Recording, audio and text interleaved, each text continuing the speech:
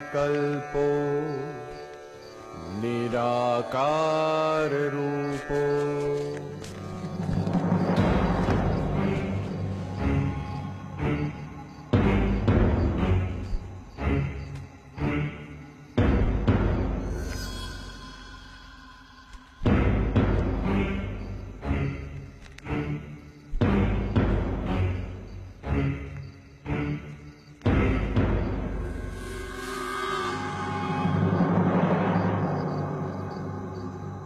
क्या तुम्हें मुझसे भय नहीं लग रहा ब्राह्मण? मैं रत्नाकर हूं। मैं नारद हूं रत्नाकर, तुम्हारा अतिथि, और मैं निर्भय हूं। क्या तुम निर्भय हो? क्या मतलब है तुम्हारा? न मुझे प्राणों का भय है, न असफलता का, न कल का, न कलंक का। और कोई भय है जो तुम जानते हो? अब तुम बताओ, क्या तुम निर्भय हो? हाँ, मैं निर्भय हूं। मुझे न प्राणों का भय है, न असफलता का, न कल का, न कलंक का। तो फिर यहां वन में छिपकर क्यों रहते हो? क्या राजा से डरते हो? नहीं। प्रजा से डरते हो? नहीं। पाप से डरते हो? नहीं। तो फिर यहां छिपकर क्यों रहते हो?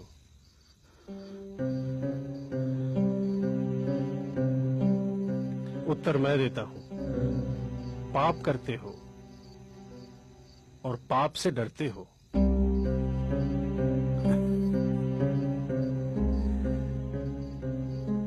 मैंने तुम्हारे बारे में बहुत सुना है। देवताओं के कवि, तुम मुझे फुसला नहीं सकते। न मैं पाप से डरता हूं, न पुण्य से, न देवताओं से, न दानवों से, न राजा से, न राज्य से, न दंड से, न विधान से। मैंने राज्य के साथ द्रोह किया है, मैंने समाज के साथ द्रोह किया है, इसलिए यहां बीहड़ों में रहता हूं। यह प्रतिशोध है मेरा। क्या था वो पाप जिससे तुम डरते हो? मुझे इतना मत उकसाओ कि मैं तुम्हारी हत्या कर दूं। नारद, इतना तो मैं जान ही चुका हूं कि पाप और पुण्य की परिभाषा हमेशा ताकतवर तय करते हैं और उसे कमजोरों पर थोपते हैं। मैंने साम्राज्यों का विस्तार देखा है, हत्या से, बल से, छल से। मैंने वाणिज्य का विस्तार देखा है, कपट से, अनीति से, अधर्म से। वो पाप नहीं था। मैं सैनिक था, दुष्ट और निर्दयी सौदागरों की भी रक्षा की। वो पाप नहीं था। युद्ध में हारे हुए लोगों की स्त्रियों के साथ पशुता का व्यवहार करने वाले सैनिकों की हत्या क्या की? मैं पापी हो गया। राजा, सेना और सेनापति का अपराधी हो गया मैं। क्या वो पाप था? दूसरों का पाप अपने पाप को सही नहीं ठहरा सकता रत्नाकर। मैं पापी नहीं हूं। कौन निर्णय करेगा? वो जो इस यात्रा में तुम्हारे साथ है या नहीं है? क्या तुम्हारी पत्नी, तुम्हारा पुत्र इस पाप में तुम्हारे साथ है? हाँ, वो क्यों नहीं साथ होंगे? मैं जो ये सब करता हूं उनके सुख के लिए तो करता हूं। तो जो तुम्हारे साथ है उन्हीं को निर्णायक बनाते हैं। जाओ, अपनी पत्नी से, अपने पुत्र से, अपने पिता से, अपने निकट संबंधियों से पूछ कर आओ, जो तुम कर रहे हो क्या वो पाप नहीं है? और क्या वो सब इस पाप में तुम्हारे साथ है? इस पाप के भागीदार हैं? सरदार, ये ब्राह्मण बहुत बोलता है, इसे मार दे।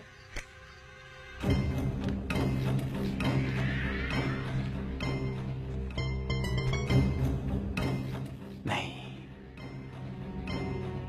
इसे तो मैं अपने हाथों से मारूंगा, परंतु पहले इसके प्रश्नों के उत्तर तो दे दूं।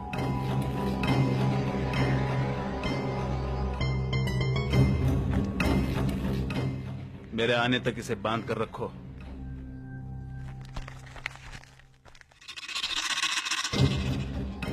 कड़ी नजर रखना इस पर।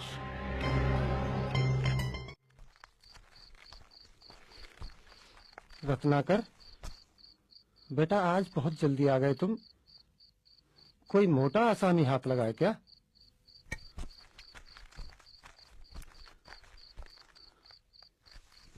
क्या बात है स्वामी, आज आप प्रसन्न दिखाई नहीं दे रहे? मैं जो कर रहा हूं, क्या वो पाप है? ये तू कैसी बहकी बहकी बातें कर रहा है आज? तूने ज्यादा पी ली है क्या? क्या तुम मेरे पाप में भागीदार हो? ये तू क्या पूछ रहा है?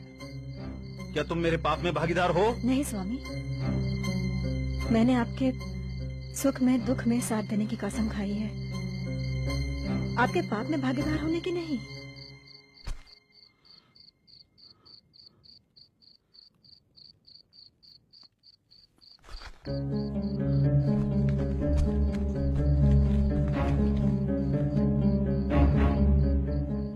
पिता, आप? बेटा, ये तो तेरी कमाई है, इसे मैं कैसे बांट सकता हूँ?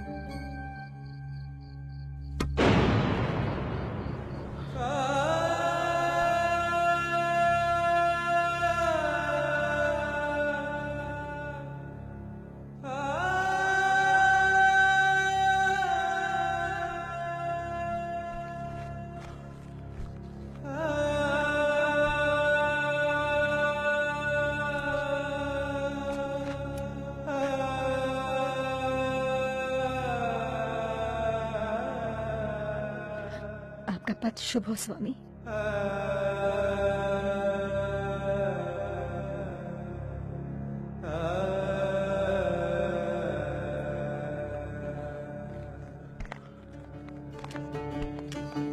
अपि चेत् सुदुराचारो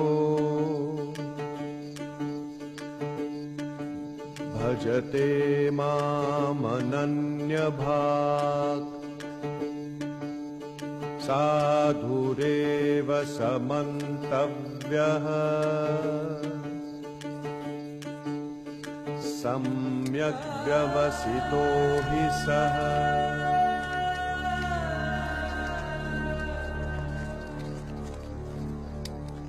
तुम्हारे साथी मुझे अकेला छोड़ जा चुके हैं रत्नाकर।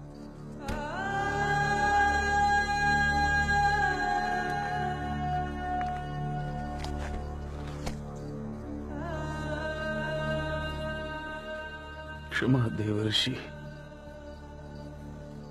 क्षमा। अब तो मैं भी अकेला ही हूं।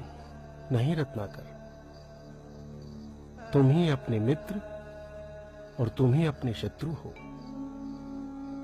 तुम्हारे पुराने संसार की रचना भी तुम ही ने की थी, तुम्हारे नए संसार की रचना भी तुम ही करोगे। इसलिए उठो और अपने पुरुषार्थ से अपना भविष्य लिखो। राम राम।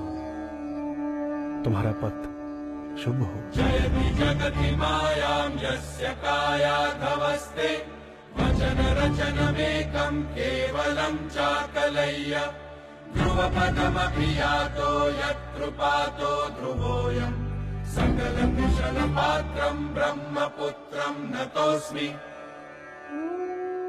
इस कहानी के इस डाकू ने अपने संसार को छोड़ फिर एक नए संसार की रचना की, जिसे हम रामायण के नाम से जानते हैं।